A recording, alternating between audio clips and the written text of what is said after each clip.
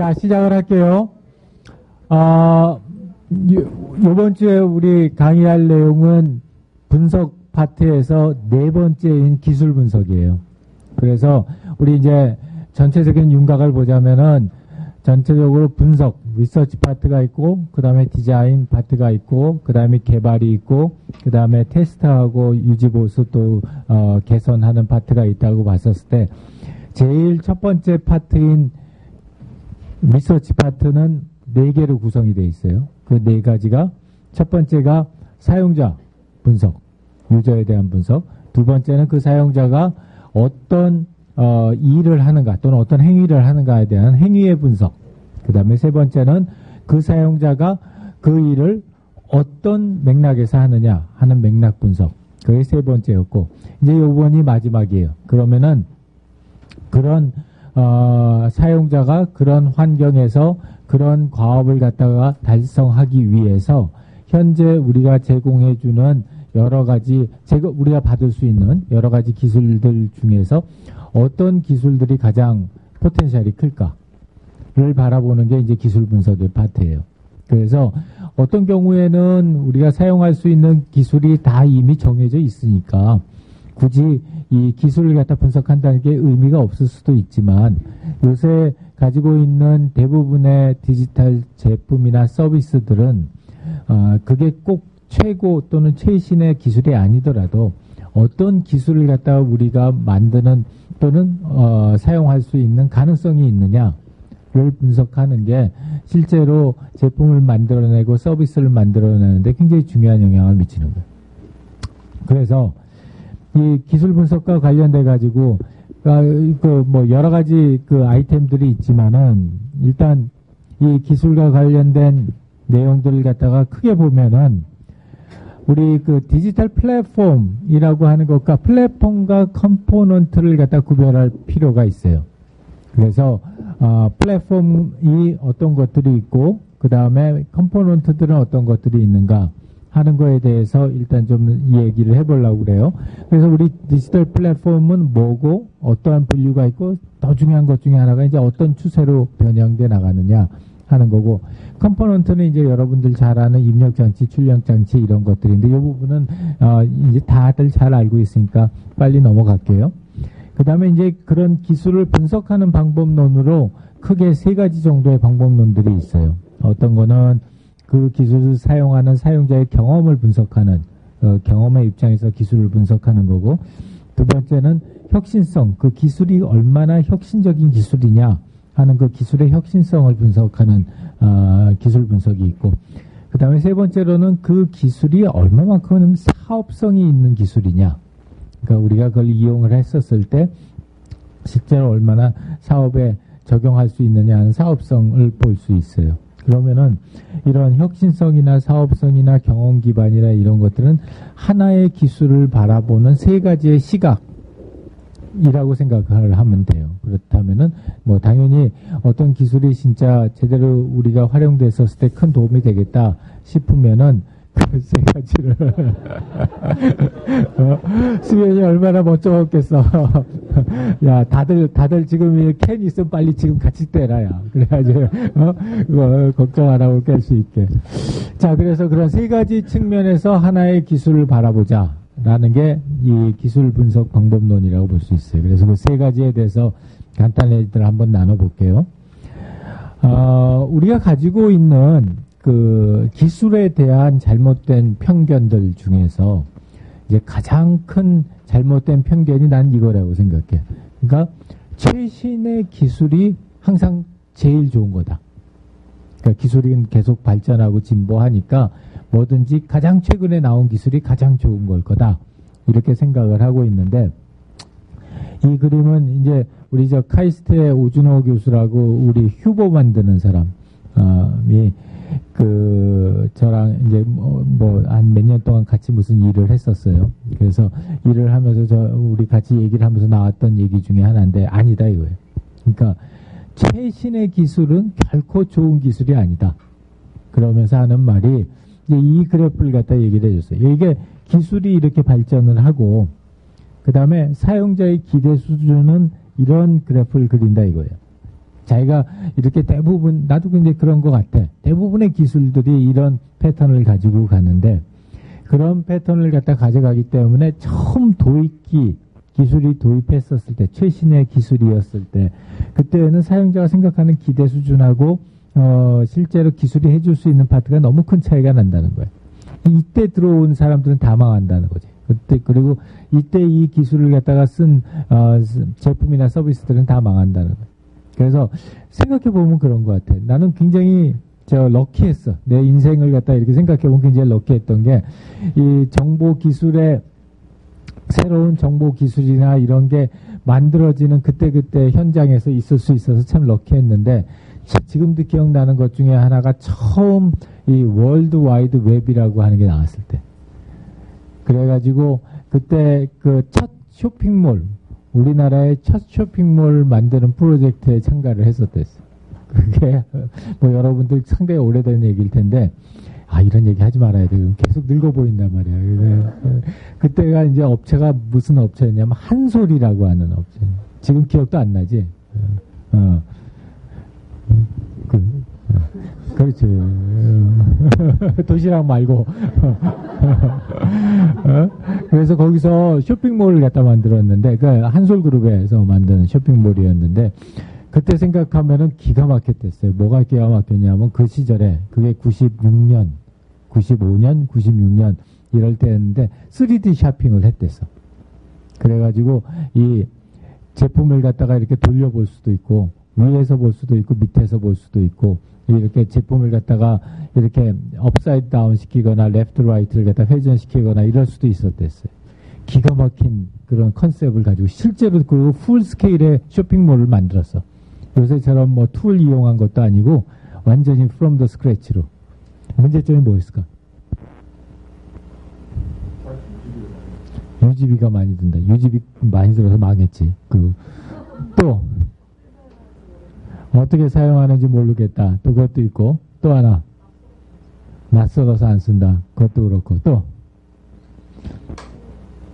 고객이 별로 안 돼서 그때 고객이 별로 안 됐댔어요. 그때 그래가지고 우리 뭘 했었냐면 조선일보랑 같이, 그건 여러분 그때 기억날런지 모르겠는데 호텔에다가 사람들을 갖다가 5명인가를 호텔에다 넣어놓고 너희 인터넷만 사용해서 얼마나 오랫동안 견디는가 한번 해보자 해가지고 그 인터넷 서바이벌 게임을 한 적이 있었는데, 딱 파자마 하나만 입혀가지고 그 컴퓨터하고 인터넷만 따라주고 그렇게 한번 했었댔어요. 그럴 만큼, 그러고 나서 닷새 만에 다 나왔어. 그래서 이제 그럴 만큼 실제로 사용하는 사람이 많지도 않았고, 사용 범위도 넓지 않았죠. 요새 같은 때하고는 굉장히 큰 차이가 났는데, 가장 크게 실패했던 이유 중에 하나는 그 3차원 그거 상품을 갖다가 돌리기 위해서 클릭을 한번 하면은 한 7분 정도 걸렸댔어. 돌아서 그 다음 면을 보여주는데. 그러니까 그 한솔 미디어라고 하는 그거였는데, 그래가지고 이 기술 수준, 사람들은 어떻게 생각해요? 3D 쇼핑한다 그러면 그냥 자유롭게 이렇게 들춰보기도 하고 이렇게 하기도 하고 옆으로 보기도 하고 이렇게 생각하잖아. 아니라는 거지. 그래서 어느 시점이냐, 이 시점으로 가면은 너무 늦는 거야. 이 시점에 가면 너무 늦고, 이 시장 형성기라고 하는 요 시점에 올라가 있는 기술을 캐치를 해라. 이 시점에서 기술을 캐치를 해야 된다는 거고, 그러면은 시장의 형성기라는 게 어떤 점일까? 이제 우리 둘이서 막 얘기를 했댔어요. 그냥 이렇게 얘기하면 너무 러프하니까, 그럼 뭐 실제로 사업이나 서비스 하는 사람들 위해 가지고, 그러면 어느 시점이 딱 되면은 이 기술이 형성기에 들어갔다고 할 수 있을까? 어느 시점일 것 같아? 그 바로메타가 뭘까? 어느 시점이 되면 여기에 갔다고 생각할 수 있을까, 기술이? 관련 제품이 많이 나왔을 때? 또요? 그걸 어떻게 알았어?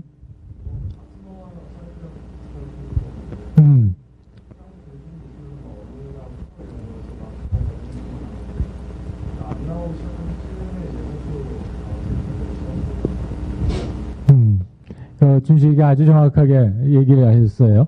그래서 나도 뜨끔했어. 근데, 우리 둘이서 이렇게 얘기를 하면서 그런 얘기를 했어. 언론에 언급되지 않기 시작할 때. 예? 그때에서, 그 얘기는 무슨 얘기냐면 더 이상 뉴하지 않다는 거지.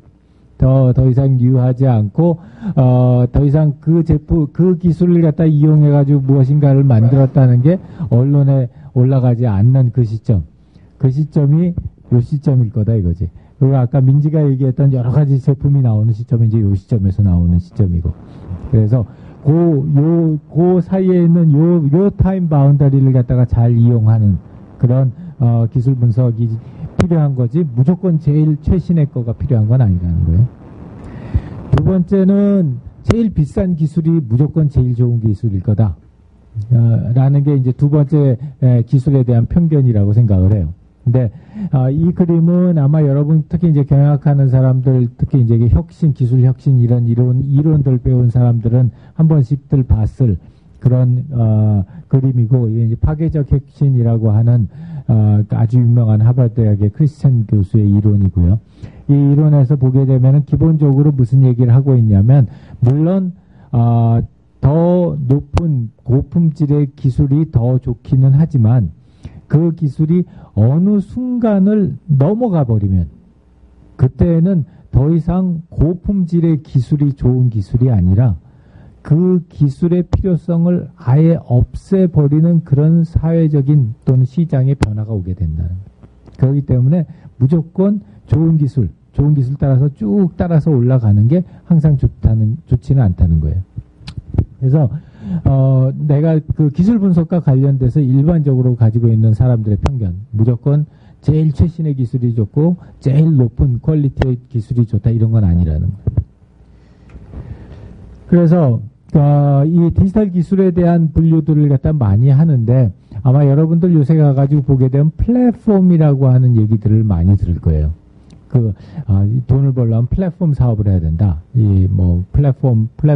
새로운 플랫폼을 만드는 게, 중요한 이슈다. 이런 얘기를 해서, 심지어는 이제 우리 예를 들어서 SKT나 이런 국내에 있는 1등 기업들 같은 경우에 본인들은 말하자면 단위 제품이나 서비스나 컴포넌트를 만드는 회사가 아니라 플랫폼 비즈니스를 하는 회사다.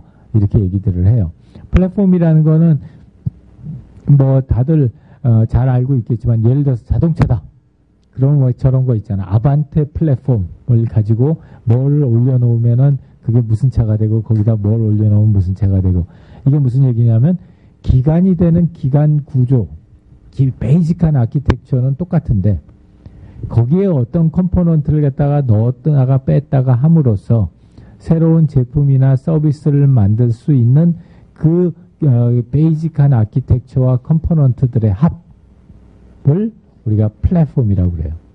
그래서 이제 기업들 또는 비즈니스 리서치하는 사람들이 다들 얘기하는 것 중에 하나는, 이제서부터는 플랫폼 비즈니스로 가야지, 단일 제품을 만들고 단일 서비스를 만드는 건 제작 비용 대비, 코스트 대비 레베뉴가 브레이크 이븐이 안 된다 이거예요.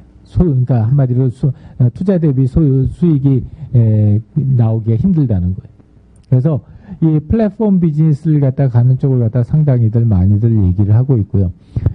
그런 플랫폼이라고 하는 거는 여기서 이렇게 여러 가지 형태로 나누기는 했지만은, 이제 가장 중요한 특징은 누군가에 의해서 그 제품이나 서비스의 기본적인 아키텍처는 그 기본적인 사업자가 제시하지만, 거기에 들어가는 컴포넌트들은 누군가에 의해서 제공되고 또는 거래되고 또는 폐기될 수 있는 그런 환경을 갖다 만들어준다라는 게 이제 플랫폼 비즈니스를 간다는 거예요. 대표적인 케이스가 뭐가 있을까? 플랫폼. 내가 플랫폼 비즈니스를 한다. 그러면 대표적으로 이런 거가 정말 플랫폼 비즈니스다. 오픈마켓 플랫폼이에요. 예, 플랫폼이고, 그 오픈마켓 속에는 기본적인 오픈마켓의 틀과 거래 구조와 같은 것들은 기본적인 아키텍처들이고, 그 오픈마켓에서 이제 플레이를 하고 있는 실제 어떤 컴포넌트를 제공하고 있는, 소프트웨어를 제공하고 애플리케이션을 제공하고 모듈을 제공하는 그런 것들은 컴포넌트 장사를 하는 거지. 또 앱스토어도 아주 대표적인 그런 플랫폼 비즈니스들 중에 하나죠. 또요. 모바일 오피스. 안 써봐서 모르겠지만, 그것도 대표적이는 모르겠지만, 하여튼 플랫폼일 것 같아. 또요. 유튜브도 아주 대표적인 플랫폼이죠. 자, 그런 여러 가지 비즈니스들을 보게 되면은 중요한 점은 플랫폼이라는 것 그 자체, 그러니까 베이직한 아키텍처, 내가 쥐고 있는 베이직한 아키텍처가 뭐고, 그 다음에 남들이 갖다 붙이고 빼고 할 수 있는 그런 컴포넌트들이 어떠한 것들이 있는가를 갖다 설정하는 게 매우 중요한 디시전 메이킹이에요.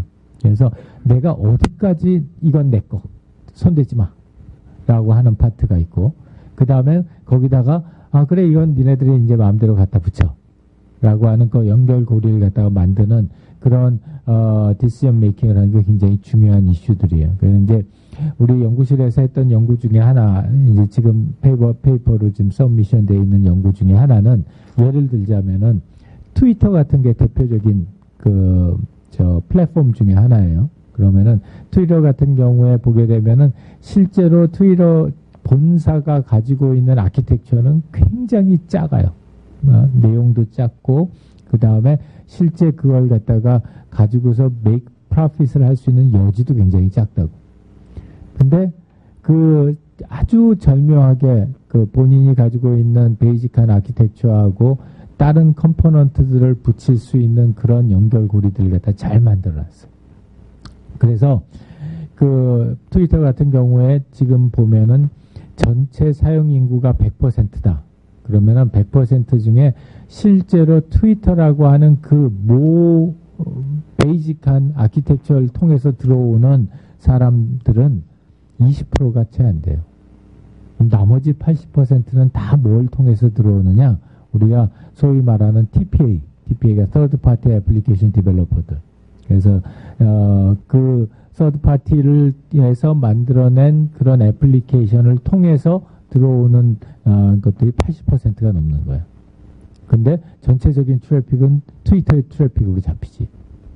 그렇기 때문에 이런 플랫폼이라고 하는 게 앞으로 이제 상당히 중요해질 거다. 지금은 이미 많이 중요해졌고 또 앞으로도 상당히 중요해질 거다라는 거고, 이제 그 플랫폼을 다루는, 그러니까 플랫폼에 접근이 되는 기본적인 컴포넌트 기술들, 이제 그런 기술들에 대한 설계 또한 이제 중요해질 거다. 그러나 이제 플랫폼을 갖다 좀 더 포커스해야 될 필요가 있다라는 얘기들을 갖다 많이 하고 있고요. 그래서 이런 플랫폼을 갖다가 주로 나눌 때 이런 구분을 갖다 몇 가지를 해. 한 세 가지 정도로 대표적인 구분 방법이 있는데, 첫 번째는 이 사용자의 행태 입장에서 이 플랫폼이 아주 능동적인 행태, 사용자의 행태를 갖다 요구하는 그런 플랫폼이냐, 아니면 이게 상당히 수동적인 그런 사용자의 행태를 요구하는 플랫폼이냐에 따라서 어떤 데는 상당히 능동적이기도 하고 어떤 데는 상당히 수동적인 거예요. 그러니까 뭐 대표적인 예를 들자면은 TV 같은 경우가 대표적인 수동적인 형태의 플랫폼이죠. 그래서 이거는 사용자들로 하여금 그 플랫폼을 갖다가 접속해 가지고 쓸 때 가급적 회사 입장에서는 엄청나게 여러 가지 일을 시키고 싶은 거야. 근데 사용자 같은 경우에는 대부분의 사용자 멋있는 스마트 TV를 갖다 꽂아놔도 99.999% 쓰는 거는 볼륨하고 채널뿐이 안 쓰는. 예, 그렇기 때문에 이런 액티브한 거하고 패시브한 거의 플랫폼의 차이가 향후 비즈니스 플랫폼에 굉장히 큰 차이를 갖다 보여준다는 거고, 인터넷 TV, 인터랙티브 TV, 그래서 굉장히 많은 시도가 있었어요. 뭐냐? TV라고 하는 수동적인 플랫폼을 능동적인 플랫폼으로 바꿔보겠다. 그렇게 함으로써 거기에서 비즈니스 기회를 창출해보겠다. 라고 하는 그런 시도들이 많이 있었는데 다 망했어. 그 망한 거의 대부분의 또 연대 출신들이 되게 많았어. 그래가지고 한동안 인터랙티브 TV 이런 거 해서 여의도에 가면은 아주 그냥 두 집 건너서 한 집씩 우리 졸업생들, 사업체들이 아주 그냥 질비해 있어서 다 망했어. 왜 그렇게 좋아했는지 모르겠어. 우리 학교 성격하고 맞춰서 그런지 하여튼 그랬었는데, 그런 것처럼 한 가지 레슨은 뭐냐. 플랫폼의 성격과 비즈니스의 성격이 안 맞으면 이거는 아무리 비즈니스 모델을 갖다가 어떻게 바꿔가지고 그 플랫폼을 뛰게 만들려고 그래도 안 된다는 거예요. 그래서 이 플랫폼이 가지고 있는 성격을 갖다 잘 봐줘야 된다는 거고, 이제 두 번째는 이 어떤 플랫폼 사용자의 가치적인 측면에서 봤었을 때 굉장히 도구적인, 유틸리테리안한 그런 플랫폼이 있어요. 아주 대표적인 케이스는 뭐가 있을까? 굉장히 도구적인 성격이 강한 플랫폼. 카톡 그럴 것 같아. 나는 안 써서 모르겠어. 앞으로도 계속 안 쓸 거기 때문에 큰일 났어. 지난번에 우리 승현이가 발표한 거, 아까 승현이가 발표한 거 보니까 왜 우리 마누라가 나보고 카톡 안 하냐고 막 그런지 내가 그 이유를 알겠더라고. 네. 그래서 도구적인 그런 케이스가 있고 또 유의적인 그런 특성이 있는 그런 플랫폼도 있어요. 이것도 마찬가지예요. 그러니까 유의적인 플랫폼 가장 대표적인 케이스가 뭘까?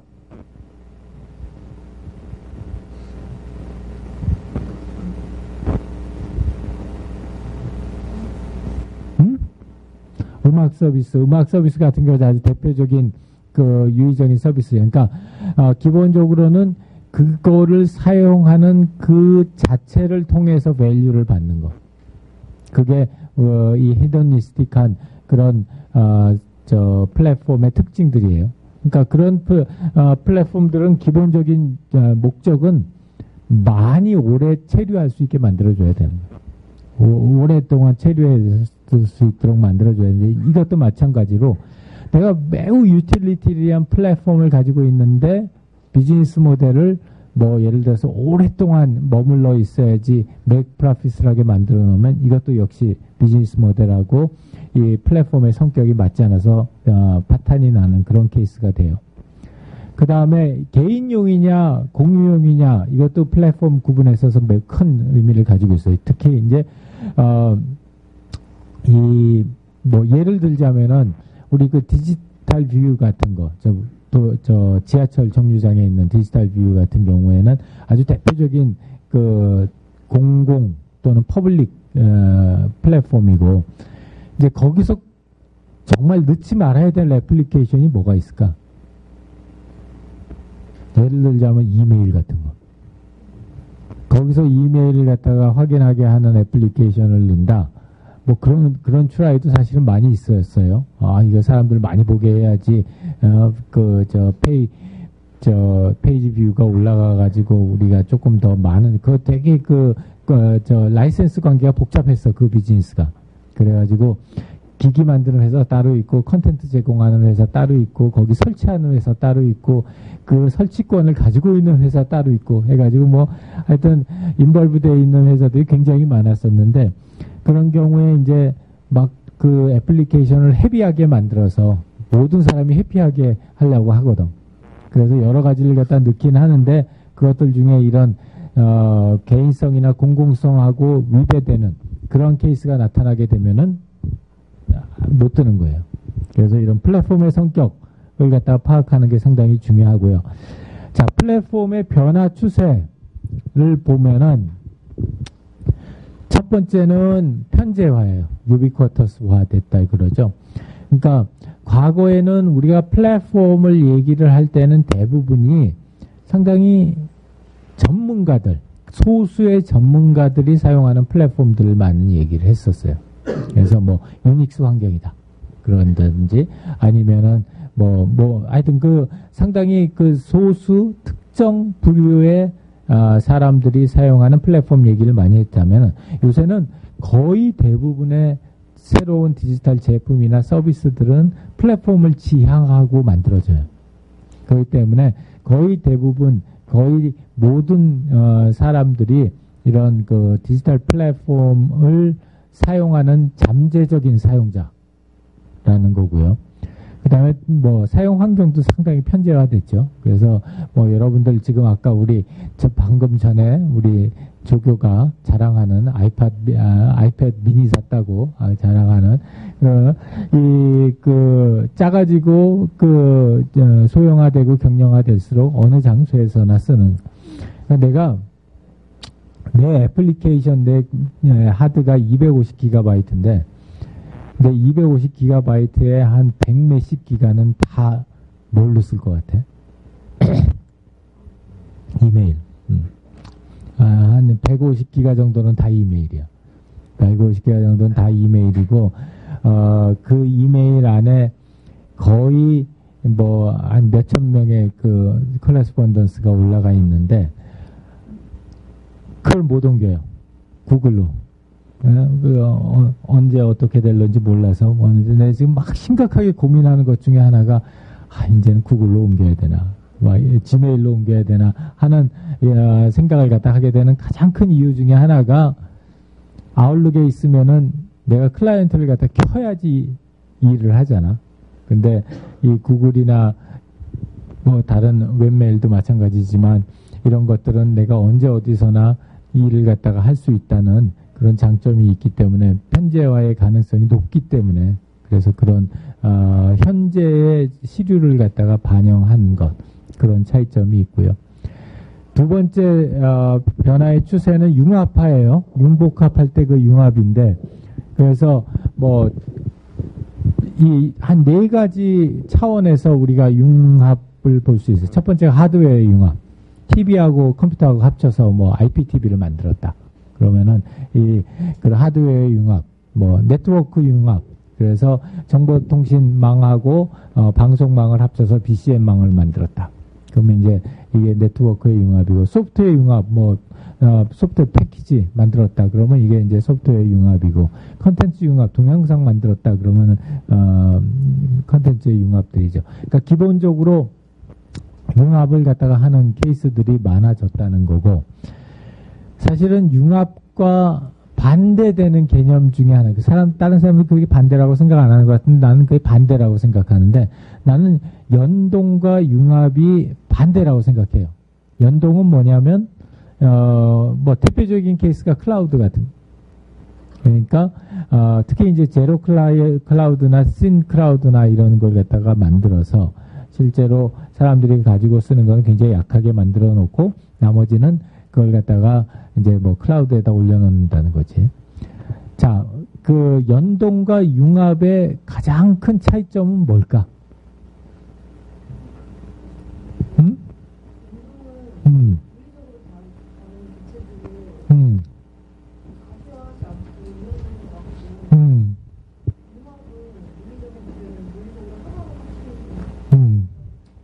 오케이. 그러니까 융합은 따로따로 안 떨어뜨려 놓고 한꺼번에 합치는 거고, 물리적으로.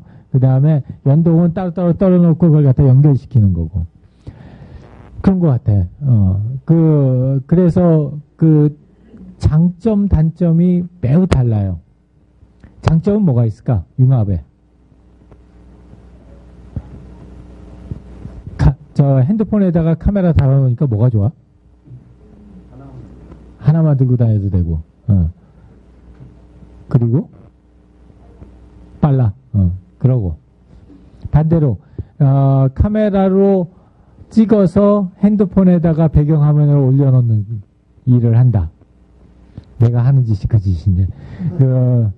그래서 이게 내 핸드폰 배경화면은 내 예전에 작년인가 재작년에 어디를 갔었냐면 피렌체에 가가지고 밤에 비 오는데 그 피렌체 아주 유명한 미술관이 있어요. 그래서 그 미술관에서 반대편 강가를 갖다 딱 보니까 너무 좋은 거야. 그래서 그 사진을 하나를 찍어서 그거를 열심히 포토샵 작업을 해서 로우 파일을 갖다가 JPG 파일로 변환해서 그걸 갖다 다시 클라우드에 올려서 내려가지고 내 핸드폰에다가 배경화면으로 만들어. 참 시간 많어 대학 교수 그지? 시간이 오래 걸리죠. 대신에 좋은 점은 퀄리티가 높고 그 다음에 각각의 사이즈들이 작아지죠. 자, 그 융합이라고 하는 거는 모아놨으니까 이피션트하고 좋은 점도 있지만 필연적으로 복잡해져요. 그래서 이제 융합을 한다고 하는 건 결국 복잡하게 간다는 거예요. 반면에 연동은 각자는 굉장히 단순한데 그것들을 갖다 연결시켜주는 망의 중요성이 중요해져요. 내가 이렇게 보면은 융합하고 연동이 마치 그래서 그런 상당한 상충관계가 있고 그런 상충관계를 갖다가 이제 해소하기 위해서 상당히 많은 이런 작업들을 해요.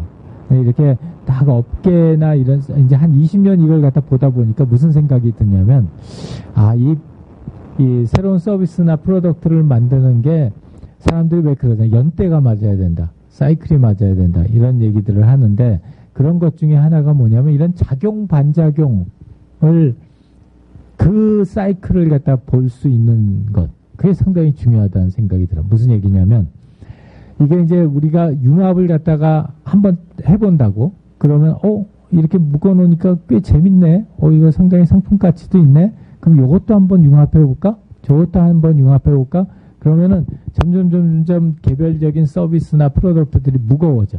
애플리케이션도 마찬가지로 점점 무거워져요. 처음 나왔을 때보다 이제 거기다 하나씩 피처들을 갖다 넣으면서 무거워져. 한참 무거워지다 어느 시점에 가서 나는 그 시점에 어느 때라고 생각하냐면 일반 사용자가 그 제품에 대한 사용을 매뉴얼을 안 보면은 못 쓰는 시점이 되면은 그 시점서부터 점점 사람들이 그런 생각을 이거 너무 복잡해. 이건 뭐 이렇게 하는 게 많은데 내가 이 중에서 실제로 쓰는 건 몇 개 안 돼. 이런 자각이 들어가기 시작하고 그런 자각이 들어가기 시작하면 그때부터는 반대 방향으로 가. 그럼 요거는 쪼개서 이렇게 붙이자. 얘는 쪼개서 이렇게 만들자. 얘는 쪼개서 이렇게 만들자. 그러면 이제 그때부터 융합돼서 커졌던 플랫폼이 잘게 이제 잘라지는 그 분해되는 과정을 갖다 또 한 몇 년을 가요. 그러다가 이제 그게 분해돼 가지고 다 분해돼 가지고 만들어졌다가 이게 너무 분해되기 시작하면은 그 다음엔 무슨 코스트가 발생하냐면 코디네이션 코스트가 발생해요. 조정하는. 쪼개진 애들들 사이에 코디네이션. 너무 많이 쪼개지게 되면 내가 뭐하고 뭐를 연결해가지고 이걸 해야 된다는 것 자체를 갖다 이제 이해 못하게 된다고. 그러면 이제 그때 가서는 다시 묶어지기 시작하는 거예요. 그래서 이 융합과 연동이 주기적으로 이런 사이클을 갖다 가지면서 나타나요. 그게 어떨 때는 빠르기도 하고 어떨 때는 느리기도 한데 그거에 영향을 미치는 거는 주로 기술적인 요인들이 많이 영향을 미쳐. 그래서 그런 사이클을 잘 보는 사람, 마켓의 흐름에서 이런 지금은 융합의 패턴으로 가고 있다. 너무 많이 융합으로 갔다. 내 서비스가 너무 많이 융합으로 갔다. 이랬을 때 다시 연동으로 그럼 여기서 그 단위를 잘라냈었을 때 어떤 걸 잘랐을 때 가장 의미가 있을까? 이런 그 시장의 흐름을 바라볼 수 있는 그런 해안이 있는 사람들이 필요하다라는 생각이 들어요. 자, 그 다음에 이제 디지털 플랫폼 구성하는 컴포넌트들을 보면은 컴포넌트들 같은 경우 이제 여러분 잘 아는 거예요. 입력장치, 출력장치, 처리장치, 저장 장치, 네트워크 장치 이런 여러분들이 아주 익숙한 것들이고 그래서 뭐 이거 여러 번 얘기할 필요는 없을 것 같고 입력장치들 같은 경우도 뭐 처리 후 입력하고 처리 전 입력이라는 게 있어요. 이제 각각 자세한 사항은 요거는 뭐 책을 갖다 보면 될 것 같고 이 문자 입력 같은 경우에 이제 몇 가지 우리가 일반적으로 알고 있는 것 또 내가 가지고 있는 개인적인 얘기들을 갖다 좀 얘기를 하면은 첫 번째는 문자 입력처럼 그 사용 편리성하고 학습 용이성이 상충관계에 있는 케이스도 별로 많지 않아요. 무슨 얘기냐면 처음에 배우기 쉬운 거 하고 그 다음에 현재 내가 얼마만큼이나 이거에 대해서 처음 배울 때 노력을 해야 되는지 그 다음에 일단 배우고 나면 얼마나 사용하기 편리한지 또는 효율적인지 이런 것들 사이에서 굉장히 큰 상충관계가 있어요. 대표적인 케이스가 아마 여러분 들어보았겠지만 퀄티 자판하고 드보락 자판의 차이야. 그래서 다 사람들이 전부 다 퀄티가 더 이상 필요 없다. 퀄티의 배열이 왜 퀄티로 만들어졌는지 알아요? 그냥 막 한 거 아니에요. 퀄티의 자판이 만들어진 이 퀄티 자판이 만들어진 QWERTY 자판이 만들어진 이유는 한 가지예요. 사실은 뭐냐? 옛날에 기계식 타자기였을 때 기계식 타자기였을 때 비슷한 부분에서 똑같은 키를 2번 쓰게 되면은 이 기계가 올라갔다 내려오다 엉켜버려. 그래서 같이 타이핑을 하는 그 빈도수가 가장 적은 단어들을 갖다가 배치해 놓은 게 퀄트야. 그래서 Q하고 W 생각을 해보라고. Q 다음에 W 오는 거 거의 없거든. 그래가지고 저 자판을 갖다가 만들어 놨는데, 이제는 기계식 타자기 쓰는 사람 없잖아요. 더 이상 필요가 없다고. 그래서 저 배열을 갖다 더 이상 쓸 필요가 없고, 그것 때문에 새로운 영문 타자 입력 방식에 대한 패턴트를 갖다가 찾아보면은 몇천 개, 몇만 개가 돼. 다 주장하는 게 뭐냐? 우리 이렇게 해가지고 타이핑을 잘해서 훈련만 해가지고 잘 쓰면은 쿼티보다 몇 퍼센트 더 정확하게, 몇 퍼센트 더 신속하게 타이핑을 쓸 수 있다. 그걸 다 임상 실험을 해가지고 다 올려. 그 애네들 다 망했어. 왜냐? 사용자 입장에서 봤었을 때 내가 이 퀄티에 익숙하다가 다른 자판으로 옮겼을 때 그때의 첫 번째 들어가는 학습 비용을 그걸 갖다가 대체할 정도로 큰 장기적인 베네핏이 안 보인다. 무슨 얘기냐면 우리 사용자들은 매우 근시안적이라는 거예요. 그래서 여러분들이 새로운 서비스나 프로덕트를 갖다 만들 때, 야, 요렇게 조금만 더 생각하면 이거 당연히 우리 서비스를 쓸 것 같잖아. 안 써요. 왜냐? 그 시점에서 사용자의 입장에서는 앞으로 예상되는 먼 미래에 생각되는 효용보다는 자기가 현재 상태에서 그걸 사용하면서 당장에 받는 베네핏이 훨씬 더 커. 그렇기 때문에 이 근시안적인 사고가 이 사용자의 경험이라고 하는 측면에서 보면 너무 당연한 거예요. 그래서 그런 차이들을 갖다 봐야 된다는 거고, 그 다음에 또 세 번째 베스트 케이스하고 마지노선이라는 게 뭐냐면, 우리가 어떤 서비스나 프로덕트를 만들 때 서비스나 프로덕트를 만드는 사람들은 항상 베스트 케이스를 생각을 해요. 우리가 이렇게 만들어 가지고 베스트 케이스로 이 퍼포먼스가 나왔을 때 얼마만큼 나온다. 베스트 케이스로 나왔을 때 0.05초 걸린다.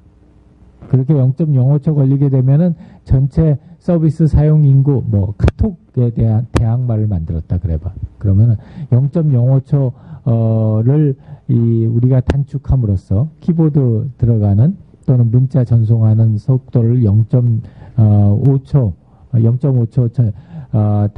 단축함으로써 내가 전체 메신저 시장의 10%를 먹을 수 있다. 이게 베스트 케이스인 거야. 실제로 보면은 사용자들의 입장은 마지노선을 보지 베스트 케이스를 안 본다는 거야. 마지노선이라는 건 뭐냐면 내가 지금 내가 현재 쓰는 이 제품을 또는 서비스를 갖다가 바꿨을 때 이 정도가 넘어가야지 그나마 내가 바꿀 생각이 있다. 그래서 사용자가 생각하는 마지노선은 사업자가 생각하는 베스트 케이스하고는 엄청나게 큰 차이가 있어요.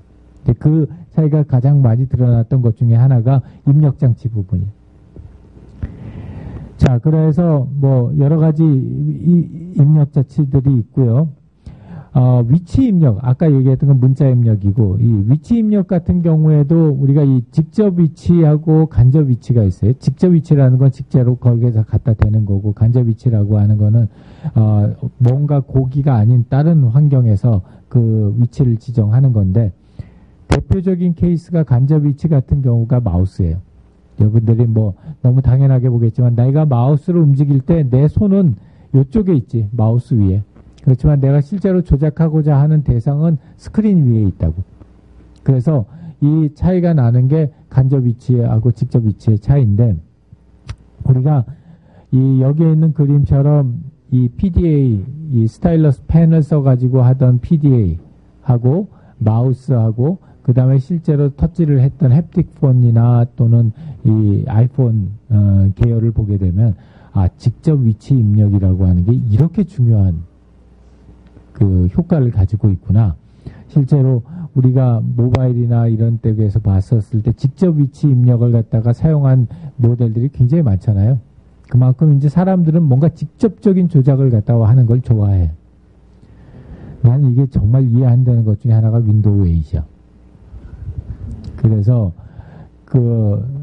작년인가 지난 겨울인가 왜 스티브 발머가 우리나라에 와가지고 워커힐에서 디지털 포럼 하면서 이 윈도우 8에 대한 딱 얘기를 갖다 쭉 한 거예요. 그래서 그걸 보면서 그런 생각이 난 들었던 게 뭐였냐면, 과연 우리가 지금 쓰는 PC 중에서 터치 스크린이 되는 PC가 몇 개나 있을까? 그리고 사람들이 자기가 일을 하면서 과연 터치 스크린이 되는 PC를 얼마나 많이 사용하고 싶을까? 실제적인 사용 환경 또는 사용 의도하고 직접 입력의 차이는 굉장히, 연관성은 굉장히 중요한 거예요.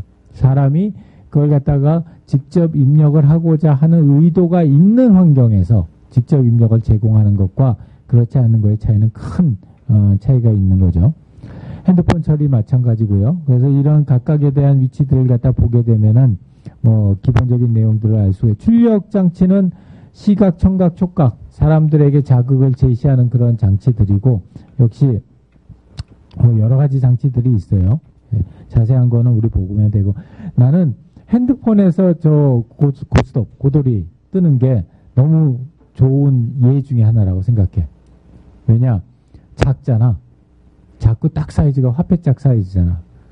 그렇기 때문에 처음에 피처폰 나왔을 때, 처음에 우리 핸드폰 나왔을 때, 스마트폰 나왔을 때 제일 인기 있었던 것 중에 하나가 저 고스톱이에요. 지금도 많이들 하고. 딴 사람이 볼까봐 쭉 팔려가지고 이렇게 손을 가리고 사는 케이스까지 다 합치면은 더 많지. 근데 저런 거 같은 경우가, 출력 장치가 가지고 있는 내재된 기본적인 리미테이션을 어떻게 활용하느냐에 따라서 리미테이션이 오히려 피처가 될 수도 있는 거예요. 그래서 그런 의미에서 이 출력 장치들을 갖다 활용들을 하고요.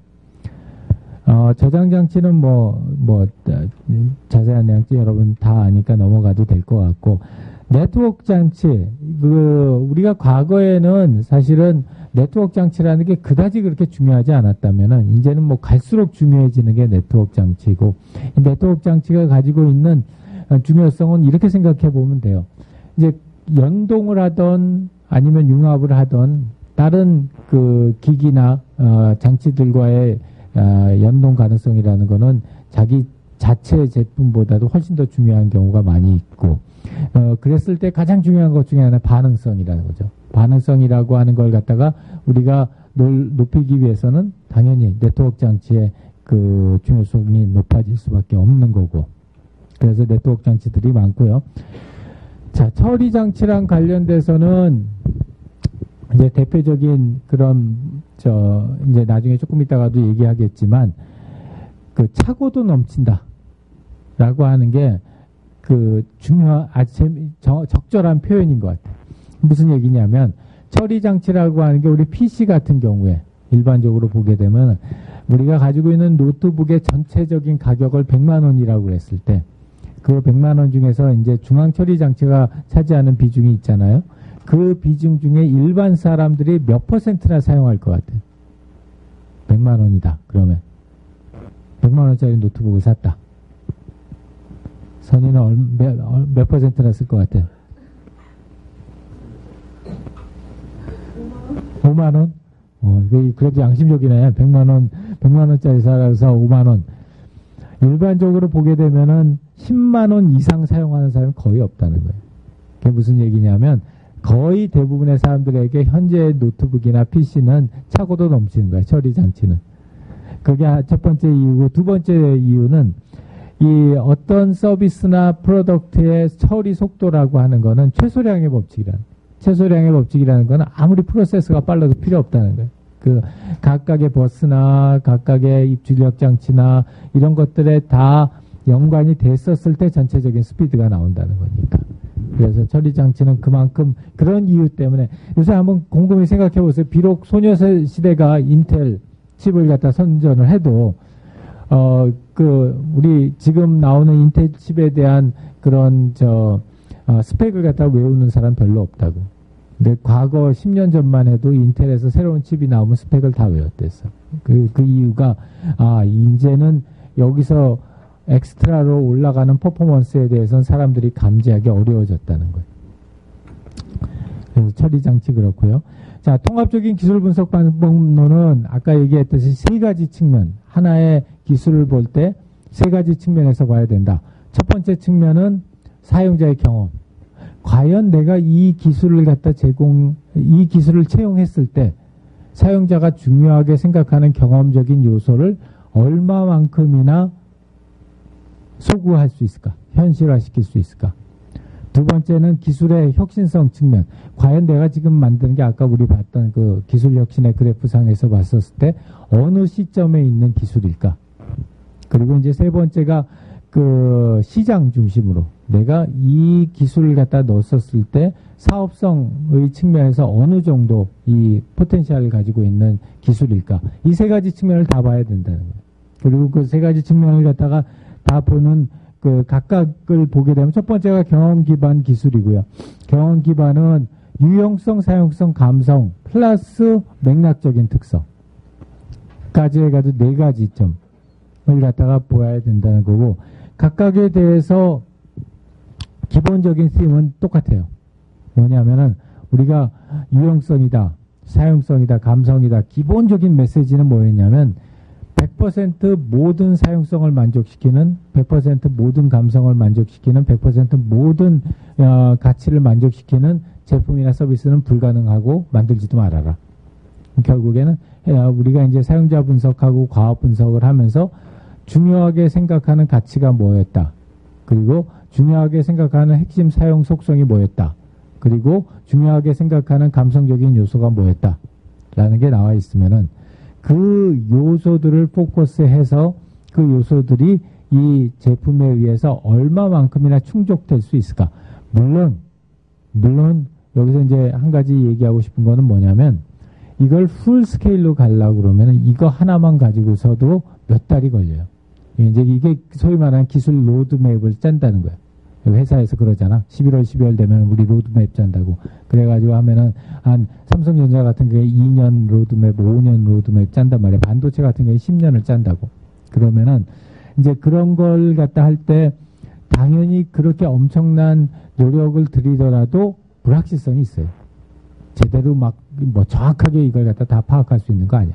그러나 중요한 점은 뭐냐면 불확실하더라도 이게 어느 정도의 전반적인 추세는 이런 정도로 나온다 하는 그런 아이디어를 잡기 위해서 이런 기술 분석을 해요. 그래서 유용성도 그렇고 사용성도 그렇고 감성도 그렇고 맥락적인 특성도 다 마찬가지.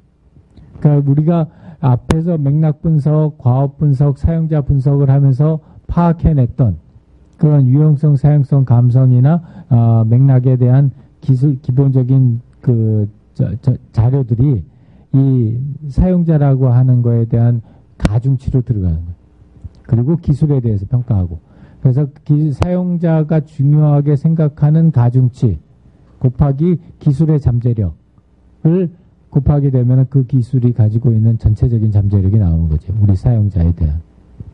그래서 이게 경험적인 그 방법이고 기술 분석 방법이고 두 번째 기술 분석 방법은 기술 자체의 혁신성에 두고서 우리가 분석을 하는 거예요. 그랬을 때 이거는 그 우리 아까 방금 전에 얘기했던 그 하버드 대학의 클레이턴 교수 프레임워크를 갖다 그대로 가져왔어요. 그러면 그 사람은 뭐라고 그랬냐면은 기술은 세 가지의 타입이 있다.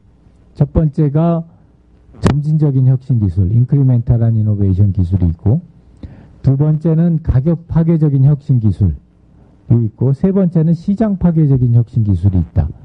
그러니까 기본적으로 점진적인 혁신 기술이라고 하는 거는 현재의 수준에서 어떻게 하면 조금 더 빠르게, 어떻게 하면 조금 더 가볍게, 어떻게 하면 조금 더 많은 양의 프로세싱을 할 수 있게 만들어줄 거냐 하는, 그러니까 현재의 게임의 법칙에서 준수하면서 그걸 퍼포먼스를 조금 더 높여주는 그런 이노베이션들, 이런 것들을 갖다가 혁신적인 그 기본적인 점진적 혁신 기술이라고 하고, 이럴 때 이제 중요한 이슈는 과연 그 증가량을 우리 사용자들이 감지할 수 있을 정도의 증가량이냐, 그 증가량을 사용자들한테 어떻게 인지시켜 줄 것이냐 라는 게 이 기술에서의 키가 되는 HCI 이슈가 되는 거예요.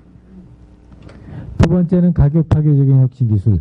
그러니까 비록 기존의 거에 비해서 더 막 높지는 않지만 그 대신 싸다.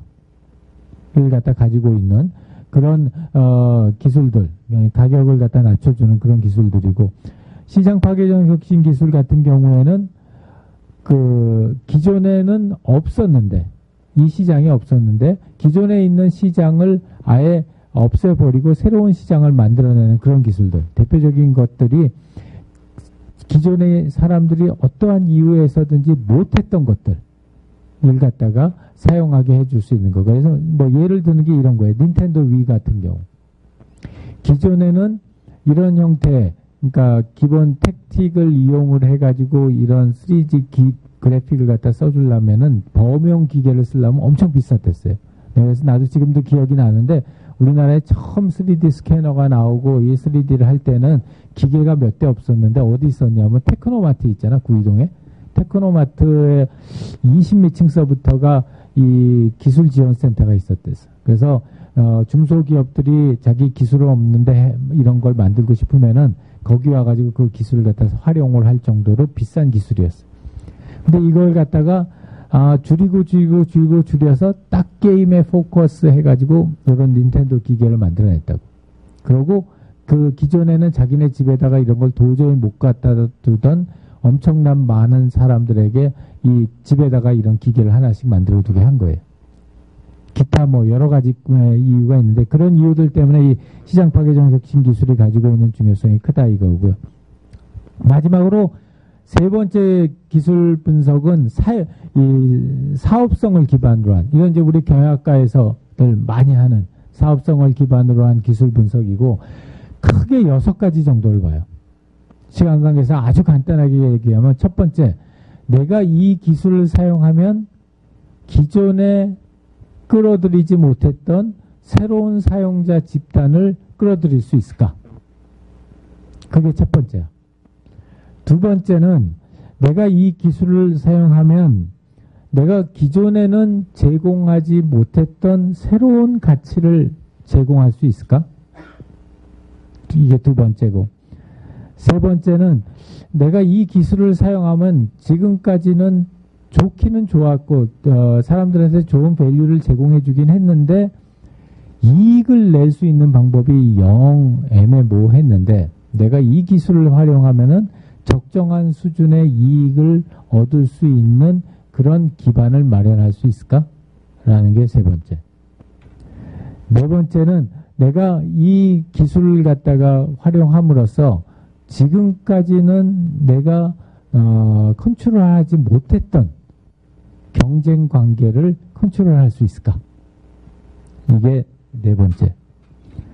다섯 번째는 내가 이걸 갖다 함으로써 내 이제 서플라이 체인이라고 그러죠. 처음에 원료를 샀었을 때부터 제일 마지막에 애프터 서비스를 할 때까지 그 전체적인 서플라이 체인 중에서 나의 사업의 스코프를 늘릴 수 있을까? 또는 변화시킬 수 있을까? 이게 다섯 번째 이슈. 여섯 번째 이슈는 내가 이 기술을 활용함으로써 우리 회사의 종업원들이, 임직원들이 그들의 엑스퍼티즈가 더 높아질 수 있을까? 이게 6가지 기술의 포텐셜을 사업성의 측면에서 바라보는 6가지의 측면이에요. 그래서 이 6가지 측면에서 과연 내가 지금 생각하는 기술이 얼마만큼이나 포텐셜을 가지고 있을까? 그게 이제 사업성 측면을 바라보는 거예요. 그렇다면은 이런 기술을, 하나의 기술을 분석을 한다는 건 사용 경험 측면, 그 다음에 사업성 측면, 그 다음에 기술의 혁신성 측면, 요 3가지 측면을 같이 봐서 현재 우리가 생각하고 있는 서비스나 이런 제품에 적정한 기술의 캔디데이트에 어떤 것들이 있을까를 갖다 탐색해보는 그런 프로세스라고 봅니다. 자, 그래서 결론적으로는 그런 3가지를 통해 가지고 현재 우리가 생각하고 있는 서비스나 제품에 가장 적절한 기술을 선정을 하는 겁니다. 자, 우리 다음 주에 할 주제의 그 내용은 은하수를 여행하는 히치하이커를 위한 안내서. 정말 압권이야. 난 이 영화 되게 좋아해. 봐도 재밌어. 저 적은 비용으로 어떻게 저렇게 기가 막힌 영화를 만들 수 있었을까? 저예산 영화의 아주 대표적인 케이스. 예. 그 다음에 그 토론하고 프로젝트는 역시 그 기존 것 중에서 주제 하나, 그 다음에 프로젝트 3장으로 정리를 했습니다.